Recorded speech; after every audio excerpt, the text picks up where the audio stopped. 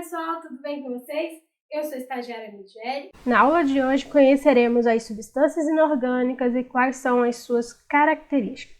Você já deve ter ouvido falar sobre os orgânicos, algo que está sendo muito divulgado em propagandas de produtos comestíveis. E esse termo está sempre atrelado a frutas frescas, verduras e os produtos in natura. Mas será que os produtos industrializados que comemos também não é orgânico? Ou são todos inorgânicos? Bom, a química estuda tanto os compostos orgânicos quanto os compostos inorgânicos. Porém, nós vamos nos restringir a conhecer os compostos inorgânicos aqui nesta aula. E o que são as substâncias inorgânicas? Inicialmente, no século XVIII, os cientistas diziam que a substância inorgânica ou mineral é aquela que se origina de minerais e que as substâncias orgânicas seriam as que se originam de organismos vivos, como os vegetais. Posteriormente, verificou-se que todas as substâncias orgânicas contêm o elemento carbono. E então passou-se a dizer que as substâncias orgânicas são aquelas que contêm o elemento químico carbono e que as substâncias inorgânicas são as formadas por todos os demais elementos químicos. Porém, dentro desse critério, existem as exceções. Por exemplo, compostos que contêm carbono, mas ainda assim vão apresentar características de substâncias inorgânicas, como os óxidos de carbono, o dióxido de carbono, o carbonato de sódio, entre outros elementos que, devido às suas características, vão ser colocados como substâncias inorgânicas. Sabendo que o número de compostos inorgânicos é muito grande, convém que sejam subdivididos em agrupamentos menores, que são denominados de funções químicas inorgânicas. De modo geral, dizemos que função química é um conjunto de substâncias com propriedades químicas semelhantes. As principais funções químicas inorgânicas que iremos estudar são os ácidos, as bases, os sais e os óxidos. Antes de iniciarmos o estudo das funções inorgânicas, devemos comentar a chamada teoria da dissociação iônica ou dissociação eletrolítica de Arrhenius. Arrhenius, no fim do século XIX, verificou que algumas soluções aquosas conduziam corrente elétrica e que outras soluções não conduziam corrente elétrica. Ou seja, Arrhenius concluiu que alguns compostos, quando são dissolvidos na água, vai gerar íons e vai fazer com que a solução conduza corrente elétrica, porque gerou partículas carregadas. Já outros compostos não irão formar íons quando estiverem dissolvidos na água. É o caso, por exemplo, de se preparar uma solução de açúcar. Não será conduzido corrente elétrica, porque o açúcar ele é um composto molecular. E quando dissolvido na água, não vai gerar íons. Então, essa solução será uma solução molecular e não conduz eletricidade. Então, Arrhenius concluiu que algumas características se repetem em alguns compostos. Então, ele elaborou definições para os ácidos, bases, os sais e os óxidos. E a gente vai ver um pouco mais a seguir. Primeiramente, vamos conhecer os ácidos. As principais características dos ácidos são formar soluções aquosas condutoras de eletricidade, mudar a cor de certas substâncias.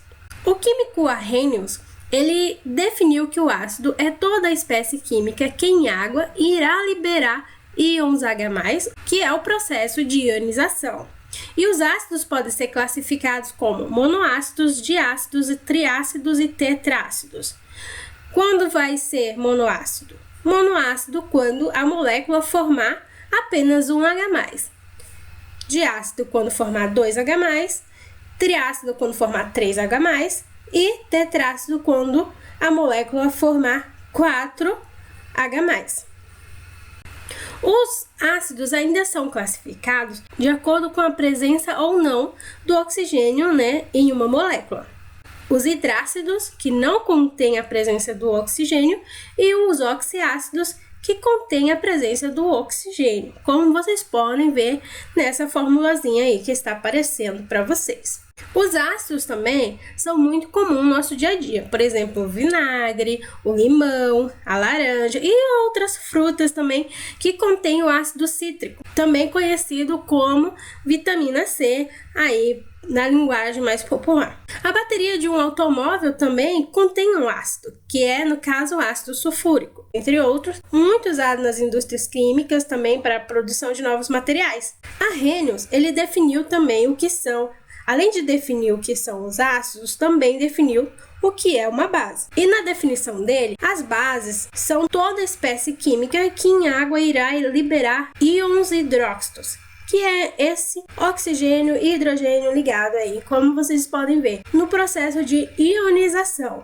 A hidroxila é responsável pelas propriedades comuns de todas as bases, por isso ela sempre vai aparecer nas fórmulas das bases. Por exemplo, como vocês podem ver aqui nessa imagem, o hidróxido de sódio em meio aquoso, ele irá liberar o íon N+, Na+, e o OH-. Isso indica que essa substância em meio aquoso está formando uma base. De modo geral, as bases são formadas por um metal, aqueles elementos químicos que estão classificados como metais lá na tabela periódica, que constitui um íon positivo ligado a um íon negativo, que é o OH-. A única base não metálica importante é o hidróxido de amônia, que não vai estar ligada a um metal. Assim como os ácidos, as bases também podem ser classificadas como monobases, dibase, tribases e tetrabases. Mono, quando liberar apenas um OH-, ou hidroxila, também pode ser chamado de hidroxila, esse OH-. Dibase, quando liberar duas hidroxilas.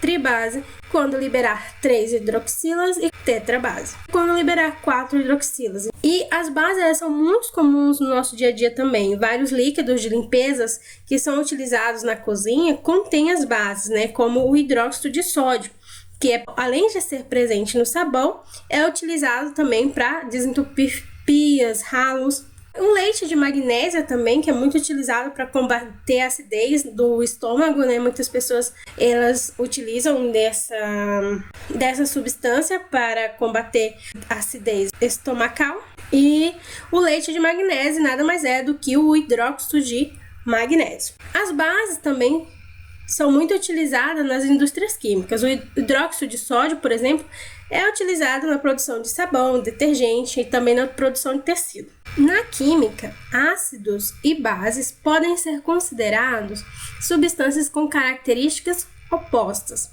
fato que pode ser percebido se observarmos as suas propriedades funcionais. Vamos observar essa tabela. Os ácidos, na maior parte, eles são solúveis em água. As bases, na maior parte, elas vão ser insolúveis em água. Só os hidróxidos alcalinos e a base da amônia que vão ser solúveis em meio aquoso. Os ácidos, na sua maioria, possuem uma estrutura molecular, já os hidróxidos alcalinos e os terrosos são iônicos, e os demais eles vão ser moleculares. Os ácidos só conduzem corrente elétrica em solução aquosa. Já as bases conduzem corrente elétrica em solução aquosa. Os hidróxidos alcalinos, sendo iônicos, também conduzem corrente elétrica quando são fundidos. Uma característica que é de ambos os casos é em relação aos indicadores. Tanto os ácidos quanto as bases, eles podem mudar a cor de certas substâncias. Por esse motivo, eles são indicadores ácido-base. Se o ácido provocar mudança de cor, a base irá fazer com que essa substância volte à sua cor primitiva. E se a base fazer a substância mudar de cor, o ácido fará com que essa cor inicial da substância volte novamente. Se a gente juntar um ácido e uma base, um irá neutralizar a propriedade do outro, porque o ácido e a base eles vão reagir entre si. E essa reação, ela é chamada de reação de neutralização, que a gente vai ver nas nossas próximas aulas sobre reações químicas. Além da água, essa reação ela vai formar um sal e por isso ela é também chamada de reação de salificação. Agora que você viu o que é e as funções dos ácidos e das bases, surge uma dúvida: como é medida a acidez e a basicidade das substâncias? Bom, estamos vivendo em uma pandemia e o que não faltou foi recebimento de mensagens no WhatsApp. E uma das mensagens que muita gente recebeu durante essa pandemia foi falando sobre alimentos ácidos, alimentos básicos que poderiam destruir o coronavírus. E uma dessas mensagens me chamou bastante atenção porque ela traz uma mensagem falando sobre substâncias ácidas e básicas. E ela dá uns valor sobre a acidez e a basicidade desses alimentos que são utilizados no nosso dia a dia. Mas será que esses valores estão corretos? Você sabe o que é pH? Bom, para medir a temperatura a gente usa um termômetro. Para medir a acidez ou a basicidade de uma solução, nós também temos que usar uma escala e essa escala é denominada de pH. E essa escala, ela varia de 0, soluções que são as soluções muito ácidas, até 14, que são as soluções muito básicas. O valor do pH igual a 7, ela indica uma solução neutra, ou seja, nem ácida nem básica. Na prática, o pH é medido com indicadores ácido-base, substâncias que mudam de cor em valores bem definidos de pH, ou por meio de aparelhagem elétrica que mede a condutividade elétrica da solução e se baseia na medição de íons H+. Os químicos lá no laboratório, eles utilizam aparelhagem elétrica para medir a condutividade elétrica da solução, né, baseada aí no íons H+.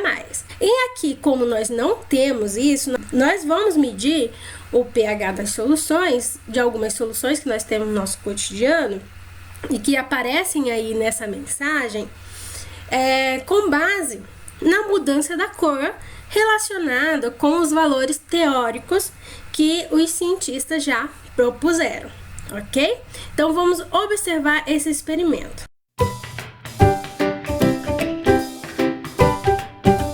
Bom, nesse experimento, a gente vai precisar de leite, vinagre, bicarbonato de sódio, sal amoníaco, detergente, água com soda cáustica.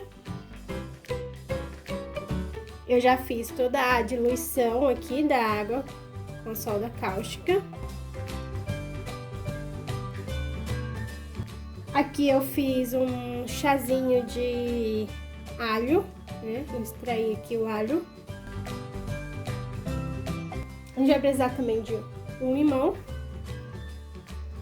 vários copinhos para a gente colocar nossas amostras. Vamos precisar também de filtro, algumas colherzinhas aqui, lembrando que já são de reaproveitamentos, o nosso filtro com um copo aqui, o liquidificador e para a gente poder bater ali e extrair o pigmento do repolho. Vamos então extrair o pigmento do repolho. Vamos pegar um pedacinho de repolho e vamos colocar no liquidificador com 250 ml de água.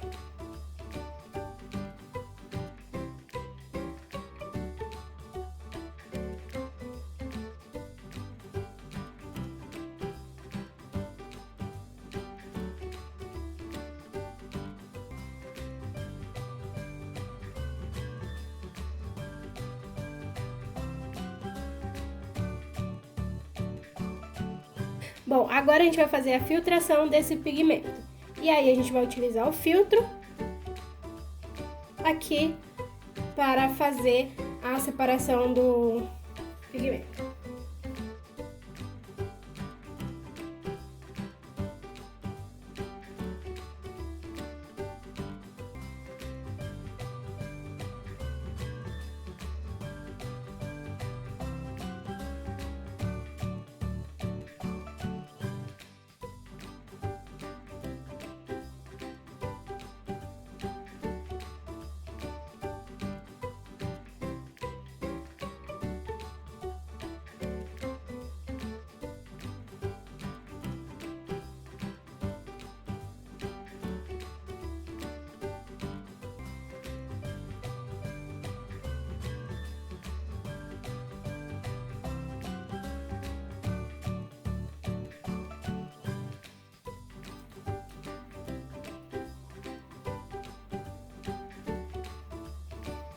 Agora que nós já temos o nosso indicador ácido base, temos soda cáustica aqui diluída, temos bicarbonato de sódio diluído, temos o sal amoníaco diluído, temos o leite, temos o sabão líquido ou detergente, como vocês queiram chamar. Aqui é a água, nós vemos como se a nossa água é ácida, se a nossa água é básica ou se ela é neutra. Aqui nós temos o vinagre, aqui nós temos o suco do limão e aqui nós temos, gente, um chazinho de alho, né? Conforme a gente viu aí na nossa mensagem do WhatsApp, o alho, ele é básico pelaquela numeração lá. Vamos ver?